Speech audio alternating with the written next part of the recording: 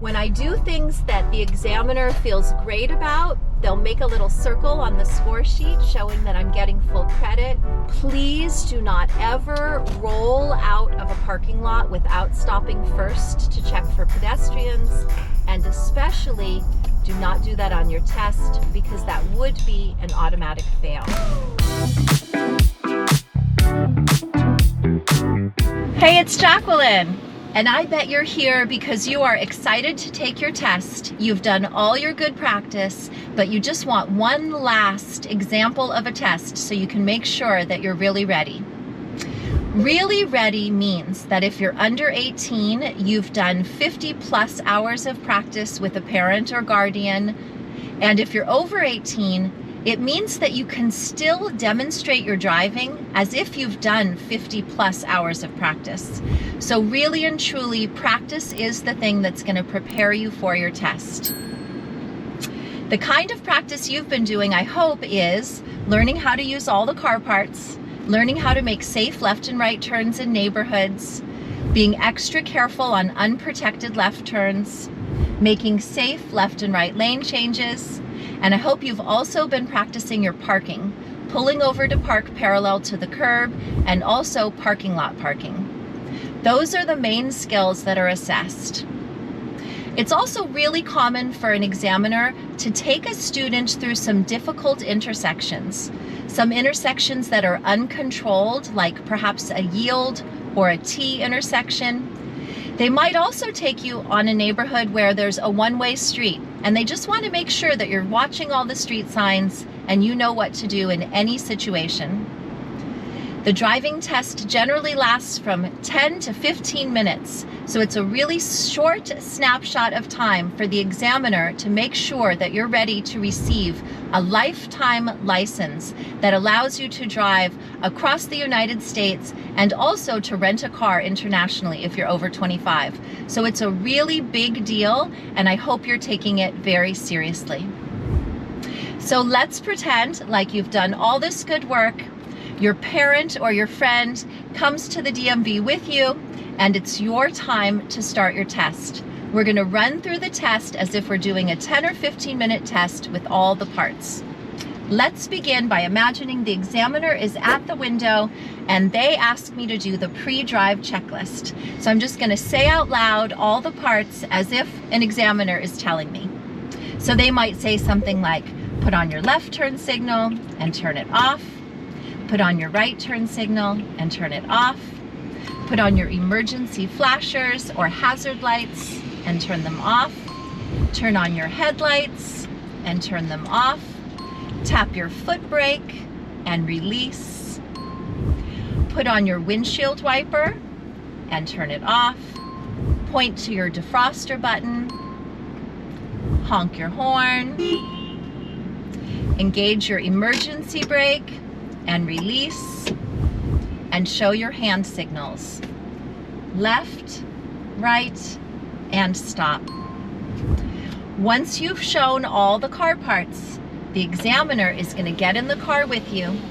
You're going to make sure anyone who ever gets in the car with you puts on their seatbelt, and once the examiner is seatbelted, they will advise you how to start your test. So let's pretend like the examiner just got in the car and they might say something vague like, please exit the parking lot. What you need to know is that you are being assessed for parking lot driving. You are scanning the parking lot, prepared to yield if there were any hazards. You're maintaining a slow speed, about 5 miles an hour, and you use your turn signals just like you would do in a neighborhood. And these arrows are a great reminder that we always do a full stop when we're exiting a parking lot to check for pedestrians. So I'm looking between the wall and the cars. And because it's clear, I creep out and I do a second stop. I make sure that it's safe, and then I continue. Please do not ever roll out of a parking lot without stopping first to check for pedestrians, and especially do not do that on your test because that would be an automatic fail. At this first left turn, I get to demonstrate my first stop and second stop skills. And if my examiner were in the car, they would see that I know that the white truck had right of way and that my job is to wait for them to yield. Through a trail crossing, I keep a safe speed, about 15 miles an hour because there wasn't any hazard. And then I yield safely behind the car ahead of me for the pedestrian that's crossing. And the important part about this interaction is understanding that sometimes there are unexpected obstacles, like a pedestrian crossing, and you have to be prepared to yield and stop behind another car for a pedestrian if someone pops out. I'm going to make a left turn here, and I would be showing my examiner that I know how to yield for the pedestrian crossing and yield for the oncoming car. When I do things that the examiner feels great about, they'll make a little circle on the score sheet showing that I'm getting full credit. And if I make an error, they'll make a little line and they'll talk to me about it later. Don't get yourself worried about anything about the score sheet. And I said that examiners are likely to take you to intersections that show that you know the rules. So at that intersection, which was a T with no stop sign, my full stop showed that I understood that I have to do a full stop at every T. Maintaining safe speed is a really important part about doing well on the driving test. Up ahead, we see somebody turning left, another car going to the left to try to go around them. Trying to go around a left turning car on your driving test or even in life is a fail. If it's a one-lane road and a car is turning left, we're not meant to go around the car. We're meant to just wait. That way we don't accidentally interfere with other cars that might be turning left or surprise a pedestrian who might be trying to cross.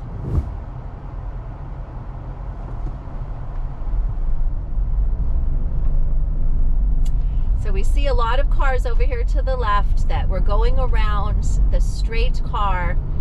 And that's just a reminder that we might see some behavior from other cars that isn't necessarily following the law.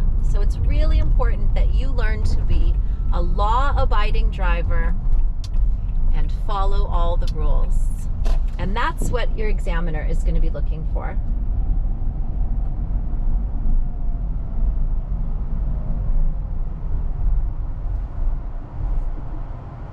At this intersection where cross traffic doesn't stop, but I have really good visibility, I just scanned intentionally. I felt really safe going forward. I'm going to continue straight through this intersection. Because of this barrier, I'm going to creep forward a little more. Because it's a one-way street, I'm really focusing on the left, but I know that pedestrians or bikes could come from the right, so I am looking both ways for all hazards.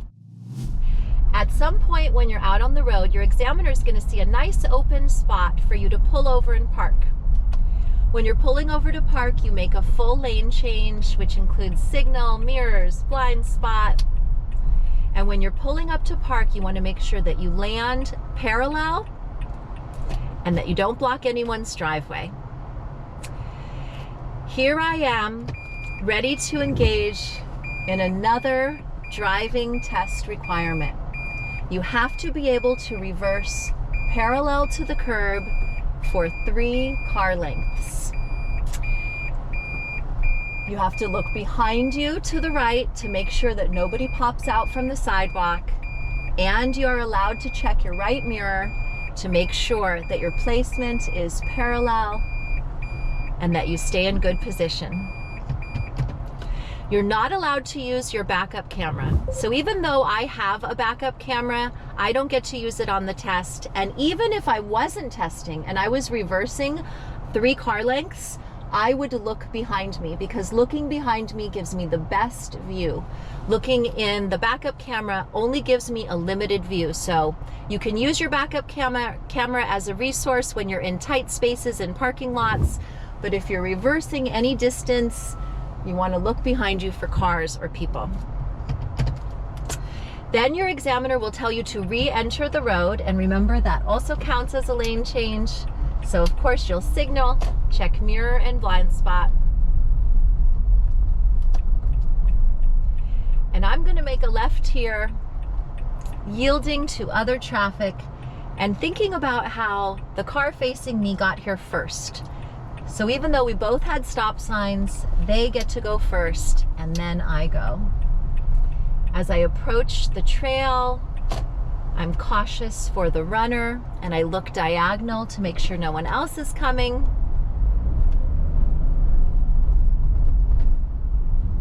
And now I'm going to head out into a busier part. Your driving test will take place in residential and business districts only. You won't have to go on the freeway for your test.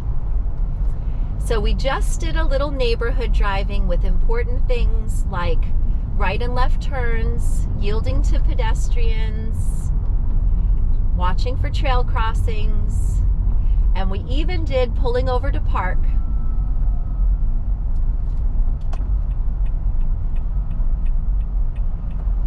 This is a place where it's important to note the no turn on red sign. Of course, you have to obey all traffic signs and signals during your test and always. So you would not make a right on red if it says no turn on red. In general, on your test, don't feel like you have to rush and make a right on red. It's one test that hopefully you'll take once in a lifetime, and so you really want to be careful. I was noticing the cyclist passing on the right, and I wanted to make sure they passed by before I start my right turn. I did notice the light turning yellow, but I was already approaching the intersection, and remember I have 3 seconds, so it was appropriate for me to turn since the light just turned yellow. Next, I'm going to make a yield right turn, another kind of awkward intersection that the examiner is likely going to want to see you can manage. And your priority is on scanning for pedestrians, bikes, and cars, and then smoothly continuing to show that you understand that a yield turn is not a stop.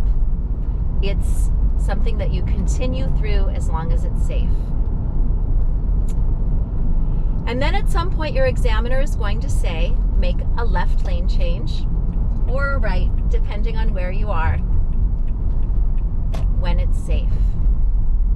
And when you make your lane change, you're going to make sure to always check the rear view mirror first to get the big view. Make sure you can see the headlights of the car that you want to change in front of if there's busier traffic. Of course, you're going to use your turn signal and follow up with your side mirror and blind spot. And the important thing is only making your lane change when it's safe. So don't make your lane change in an intersection. Don't make your lane change if there are other cars too close. And if you have to wait a few seconds or even a minute to make a safe lane change, that's okay.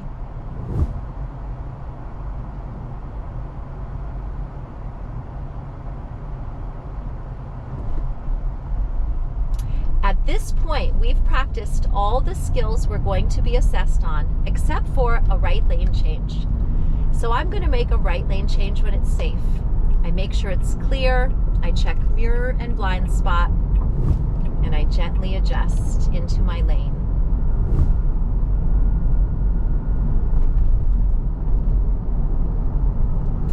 Let's make a few more right and left turns in neighborhoods, just driving along, feeling comfortable.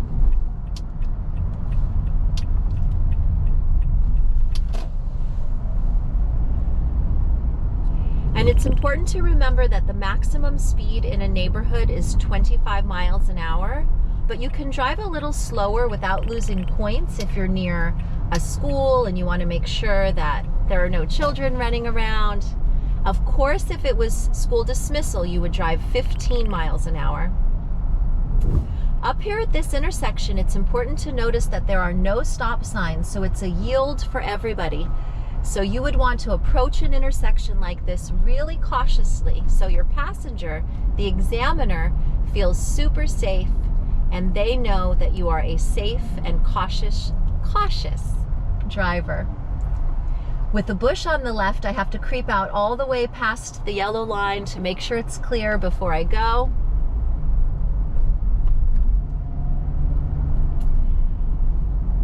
And at this T, I'm going to make a left turn, and I will wow my examiner with my full stop, my creeping out for better visibility, and my perfect turn with acceleration toward the speed limit, which we know is up to 25, and I might just barely get there before I get to the light. So don't feel like you have to speed up to the speed limit of 25. It's much better to have a nice smooth pace in a residential area. Right now I'm going 22, and that feels like the perfect match. As I approach the intersection, I let my speed drop and I come to a nice smooth stop. It's important when you're stopping that you always stop before the limit line. So I use the left view from my windshield wiper, and as soon as the limit line disappears, I come to a full stop. If I crossed over the limit line just a little bit, or if I got too close to the car ahead of me, I could lose a point. I have to stop in the correct position.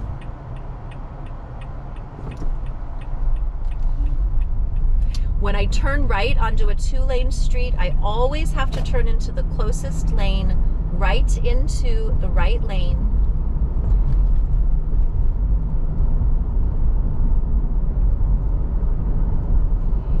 And I just went 32 miles an hour in a 30. So I'm just doing my own self-check, letting my speed drop back down. And I know that I would have lost a point on my driving test, because if you go even 2 miles over the speed limit, you lose a point.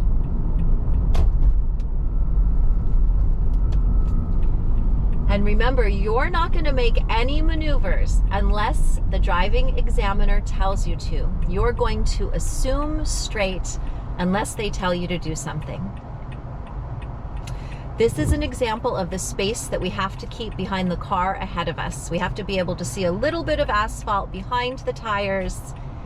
From my view, my windshield wiper runs below the back 2 tires with just about maybe 2 inches of ground. So that feels like adequate space. With my green arrow, I expect that the rest of the world stops for me, but I still look around and keep track. Now I'm going to make a right turn over the bike lane, demonstrating my perfect right lane change into the bike lane, and then a safe turn onto this one-way street, so I just get to take up space in the middle.